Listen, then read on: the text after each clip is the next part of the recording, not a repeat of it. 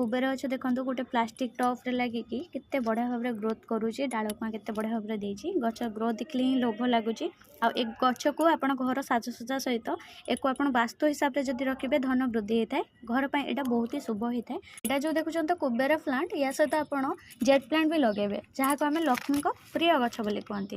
तो ये दुईटी गछ को आखपाखे रखिए जदि भी लगे आपड़ ये दुईटी गछ को ताहले एक दुईटी को आखपाखे रखिए जहाँकि धन वृद्धि बा धन को आकर्षित कर आपण गाड़ी आता सहित गछ आपणकर घर द्वार मुखरे रखिए बहुत शुभ होता है। ता सहित आप जदि भी वास्तुशास्त्र को आप मानुंट वास्तुशास्त्र हिसाब से एक कौन कोण में रखिए जमतीका क्यों कोण में रखिले आपण घर पर यहाँ हूँ धन वृद्धि कर धन आकर्षित कर घर सुख शांति आनब ये सब बुझिक रखिपारे।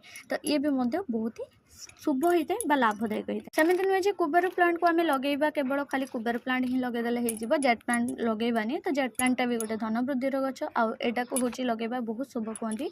पत्रर सेप दुईटर अलग अलग आसो बाकी रहा गछ को आप जिते छोट छोट पोटे लगे आप गचर से छोट छोट सेप दे पारे जमीका बोनसाई गछ भली लुक आसो। तो यार मूल देखिपे काफी मोटा है गचर पोट देखिपे पोट बहुत छोट अच्छे आ गचर ग्रोथ बढ़ावा हेले गच को प्रोन कर चलिए जिते काटे गच से बढ़िया भाव में ग्रो कर गचर ग्रोथ आसवा सहित मूल भी काफी मोटा रहा।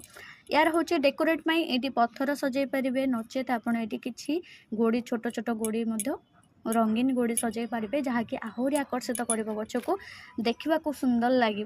तो एमती भी सजाई पारे डिफरेंट डिफरेंट लुक्रे आप सजाई पारे आपण चॉइस हिसाब से एक जिते छोट पोट देवे से आप गछटा मूल मोटा पाइबे। तो आपण मैंने कुबेर गछ लगे कि नहीं कमेंट बॉक्स रे निश्चित भाव में जनइबे। आ सहित जदि आपण मैंने कहीं भी लक्ष्मी गछ लगे जहाँ को आम जेट प्लांट कहती तो जदि लगे आपण मैंने कमेंट कहे।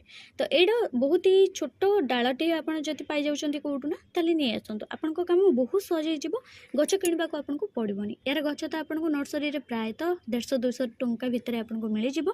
जदि डाल खंडे पाँच ताले डाल गोटे आणतु रिलेटिव घर हो कि जेकोसी जगार आप पाँच ना डाल खंडे मागि नहीं आसतु यहाँ को डाल को आपड़ हूँ कौन करेंगे लगेदेवे बिना रुटेक्स पाउडर ये बहुत कम दिन में आपको गोटे गच मिल जाव।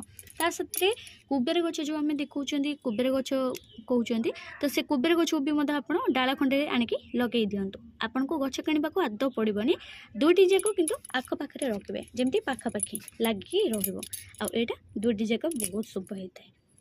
यार सम्मुखें जदि द्वार सम्मुखें रखिए घर पर भी बहुत शुभ आ घर शांति समृद्धि धन वृद्धि सबकि वास्तु बहुत जन विश्वास करते बहुत जन विश्वास करते नहीं। आपने विश्वास करते वीडियो को लाइक करदे देखा भिडियो रही।